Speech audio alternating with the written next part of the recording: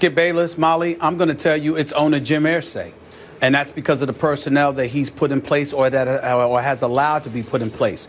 The finger points directly at his doorstep. If he were a guy that just cut the check and minded his own business and left football up to the football guys, then I would point to finger at Grigson and Chuck Pagano. But he appears to be hands-on. He appears to be cognizant of the personnel that is picked. He's clearly intimately involved to the point where he would be in the locker room after the game. He would be arguing with Grigson. Lord knows what he has said to Coach Chuck Pagano. The list goes on and on. But let's be very, very clear. The Colts are an absolute mess. And don't think for 1 second that the guy who's one of the biggest supporters of Andrew Luck, that would happen to me, Skip, that I'm not in any way absolving him from his doldrums. This guy has played in 5 games. He has thrown 8 interceptions, 2 included yesterday. They are 1-4 without him. With him, okay? The other 2 victories they have are without him. They are winless against everyone outside of the weak and depleted and the embarrassingly inept AFC South. Then you take into account the personnel. You've got this guy, Costanzo. He is your left tackle, Skip Bayless. I'm just looking at some of the stuff here in terms of the amount of penalties. 5 holding penalties, 3 false starts, holding, false starts, whatever the case may be. This is a guy you gave $42 million to. He's your left tackle. He ain't getting it done. Andrew Luck ain't getting it done.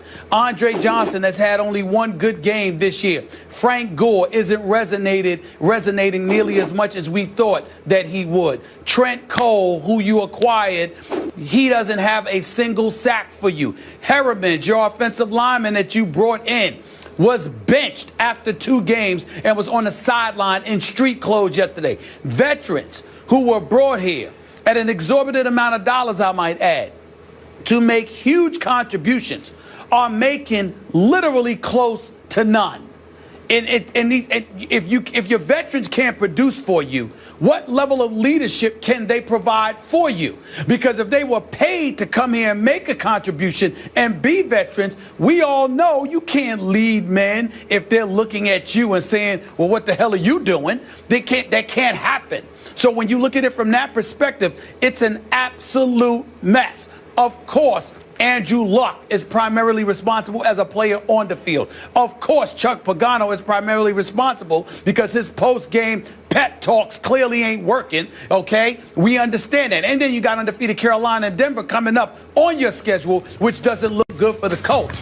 But ultimately, I have to look at Grigson and the personnel that he's brought in play, and I have to believe if he went out there and got these age-old veterans, Skip, it had to be because the owner sat up there and said, we need some veterans to go along with the youth and an Andrew Luck, a Fleener, Dwayne Allen, and these boys. We need some veterans up in here, and the owner had something to do with it. I would say to you, Irsay and Grigson, definitely Grigson, but I got a feeling Irsay might have been in his face telling him what he wanted done.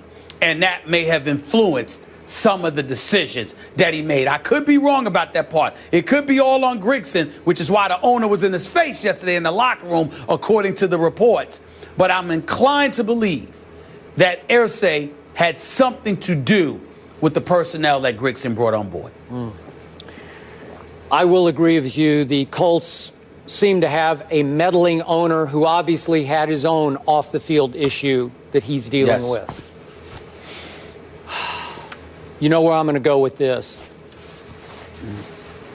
Whatever responsibility we're talking about, whatever blame we're talking about, starts and finishes with the franchise quarterback, Andrew Luck. This has been a pet peeve of mine, the premature coronation of Andrew Luck on this show for 3 years, not 2, but 3 years. Just show me, Andrew. I got nothing against you. If you show me, I will tell the world you are that guy. You're Andrew Luck, as in first ballot Luck Hall of Famer.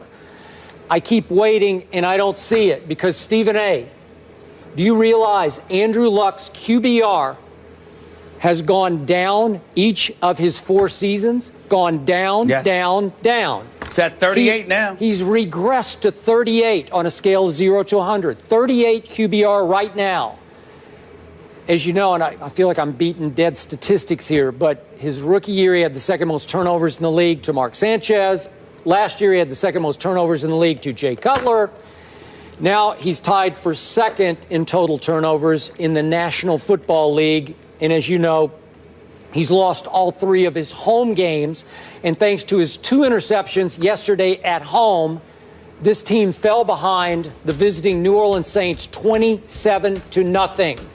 Then Andrew Luck heated back up, as we saw against Kansas City in the home playoff game, that he dug them out of the hole that he initially dug. And he was pretty great in the second half, wound up throwing for 333 yards. They actually got back in the game if they lost 27-21. Okay, but what happened when it mattered? 27-0 happened at home. I hear, oh, it's his shoulder. He's still fighting with his bum shoulder. Well, then don't play, because his velocity looks okay to me. It looks normal to me. Then I hear over and over again, they just can't protect him. He hasn't had I brought this up, Steve Young said a couple of weeks ago, hasn't had a clean pocket all year.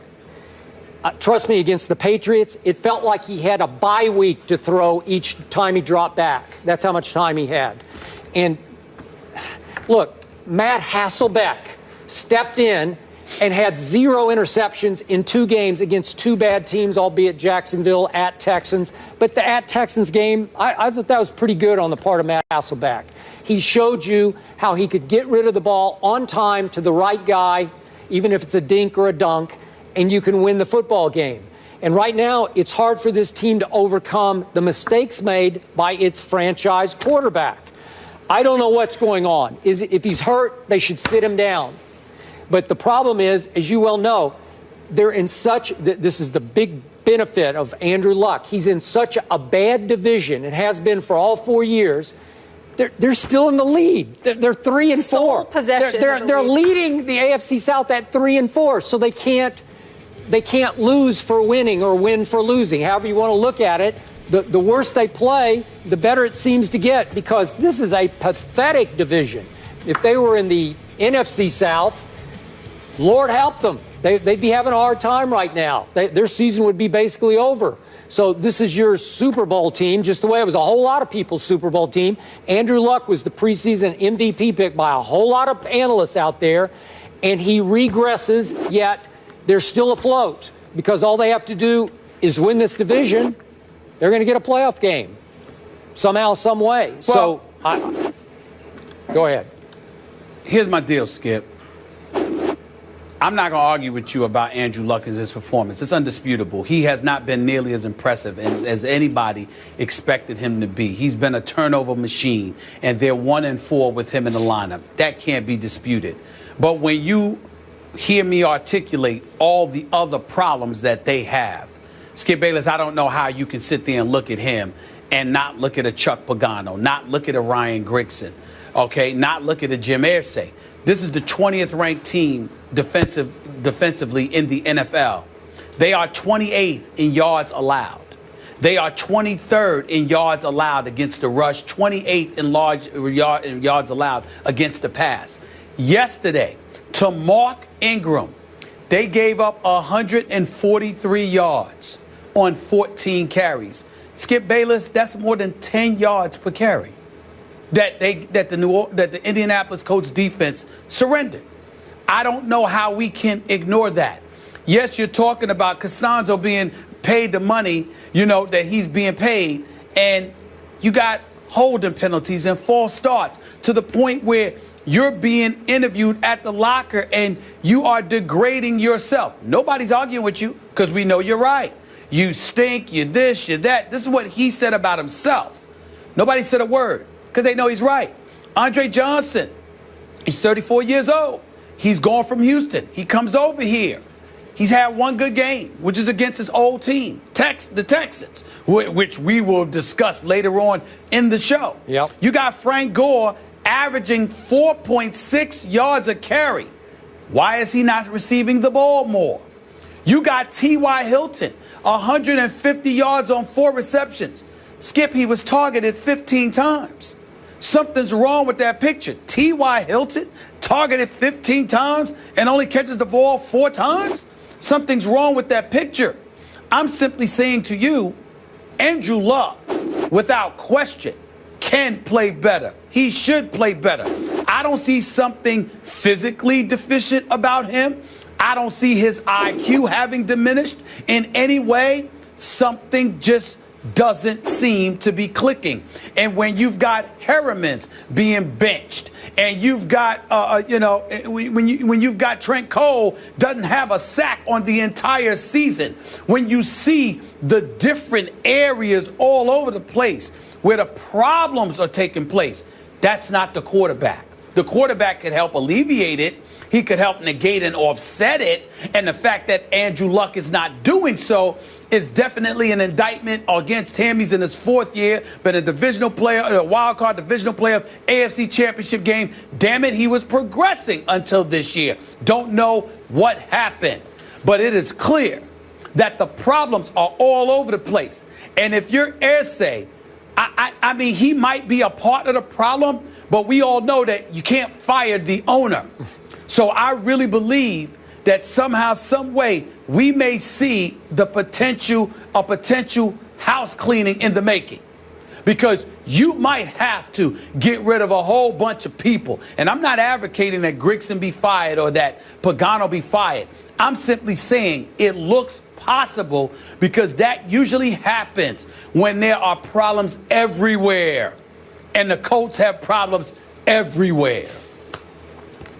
I'm with you. We'll see Luck against Cam on Monday Night Football. But meanwhile, the G-Men are on top of the NFC East.